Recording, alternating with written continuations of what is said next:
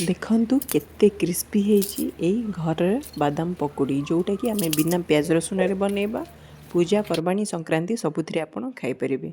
Video को skip न करी लास्ट पर्यंत देखिबे। भल लागिले लाइक शेयर और सब्सक्राइब करिवे। नमस्कार दर्शक बंधु, मो चैनल को अनेक अनेक स्वागत।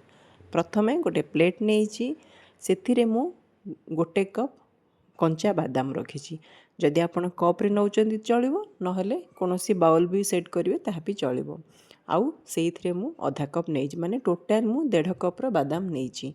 ताकू प्रथमे आपण देखिदेबे, बेले बेले सेथिरे कोटा गोटे गमुरा हो जाई थाए कि किछि खराब बाहरे, तो सेथिपे टिके हातरे भलसे टिके देखिदेबे, नहले परे खाइला बेलकु से बहुत माने खराब लागिबो। एबे प्रथमे तार गोटे सुखिला मसला करिबा। सेथिरे मु नेइची कला लुण आपण नेबे गोटे चामच भलिया, माने छोटे चामच रे। आउ सेथिरे काश्मीरी लाल मिर्च पाउडर पकेबे।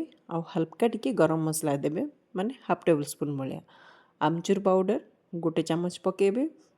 सेथिरे किछि भजा लंका जीरा गुंड आपण सेटा राग हिसाब रे देखिकी पकेबे। ए सब को आपण भलसे मिसेई देबे। देखंतु जदि आपण टिके स्पाइसी वाला चाहुचंदी ताहाले एठी मध्य लंका गुंड भी पकेई परिबे।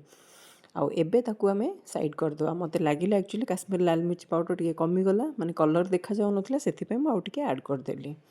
एबे ए सब को आमे गोटे साइड कर दवा। एबे कोन करबा ना, आमे बेसन रो गोलनटा करबा। 1.5 कप बादाम पई मु नेची 3/4 कप बेसन नेची। आउ एटा नॉर्मल बेसन।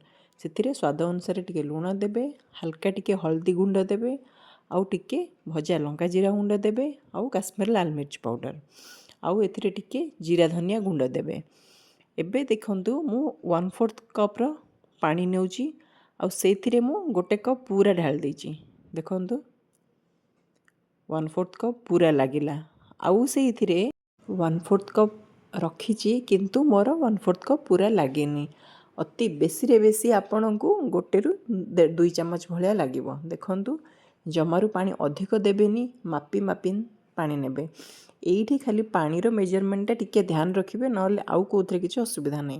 तो सेथिपई मु कहिली आपनकू कप रे 1/4 कप फर्स्ट दे देबे, तापरे आउ गोटे चम्मच किंबा 2 चम्मच लागिबो, जमा लागिबोनी। आउ ए सब को ना भलसे पूरा आपण फेंटी देबे, जेमति कि हमर किछि भी गोटा रहिबोनी। आउ एबे कोन करबा ना, ताकू आमे साइड करी रखिबा। देखंतु म आपनकू देखौची, एइथिरे मापी कि मु करथिली। तो सेथिपई आपण टिके खाली पानीटा को टिके जगिबे, आउ किछि दरकार नै। देखंतु गोलनर कंसिस्टेंसी एमती रहिबो, माने पकुड़ी भलिया टिके रहिबो, ताठू आउ टिके हार्ड हेले भी चलिबो। किछि सोडा दबा दरकार नै, चाउल किछि भी दरकार नै, किंतु से पूरा क्रिस्पी हबो। आउ जो बादामटा आमे रखिथिले सेटा आमे एठी पकेई दबा।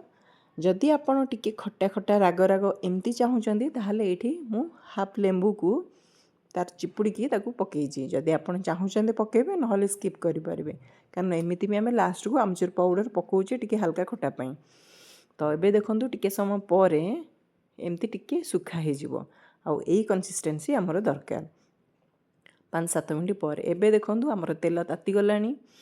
आउ ताकू एमती गोटे गोटे हाथ रे पकेबे, आउ गोटे गोटे हाथ रे ना एमती ताकू काठर जे कोनोसी जिंस हो, आपणकर माने स्पून हो किंबा काठर बेलना बाटा हो, कोई भी खड़िका हो, जहाँ भी हेले आपण ताकू ना एमती भांगी भांगी देबे। माने जो एबे देखंतु केमती गोटा गोटा हे जाई जे ना, ताकू आपण खोलिबाकू पड़िबो। आउ सेटा आपण जत्ते कंचा थिबा अवस्था रे करिवे सेटा हबो। माने आपनकू जदि 2 जण करूचंती ताहाले बहुत परफेक्ट बनिबो। गोटे हाथ रे आपण बेसन पकेइबे, तो आउ गोटे हाथ रे आपण से सब को खोली देबे। देखंतु फिर भी मु पकेइला बेलकू ना से ऑलरेडी बिंदा बांधी गलानी, मते टिके परिश्रम करिया को पड़ला। देखंतु किंतु पकौ पकौ का आपन को ताको खोलिबाकू पड़िबो, हेले ही जाई कि पूरा क्रिस्पी हबो। न हेले कोन हबो ना, 2टा 3टा जदि बादाम लागि कि रहउची ताहाले चलिबो, किंतु जदि 6-7टा बादाम लागि कि एकाठी हे जाउची ना, ताहाले आपनकर क्रिस्पी बनिबनी, केबे भी हबनी। तो एई जिंसटा खाली ध्यान रखिबे। देखंतु आउ तेल जेतेबेले पकेइबा ना, पूरा भलसे गरम हबार अछि। एबे हमर पूरा परफेक्ट बनी जाइची बादाम पकोड़ा। आउ एई समय रे गरम अवस्था रे जेतेबेले तेल रु काढ़ी कि बाहर करिवे ना, सेबे आपण जो सुखिला मसलाटा करथिले ताकू आपण पकेइबे। आउ ताकू भलसे टिके गोळेई देबे, कारण एबे तो गरम थिबो, आपण हाथ लगेई परिबेनी। एमती ताकू टिके उपरकू करिके एमती ताकू मिसेई देबे। आउ देखंतु हमर पूरा क्रिस्पी बादाम पकोड़ा रेडी।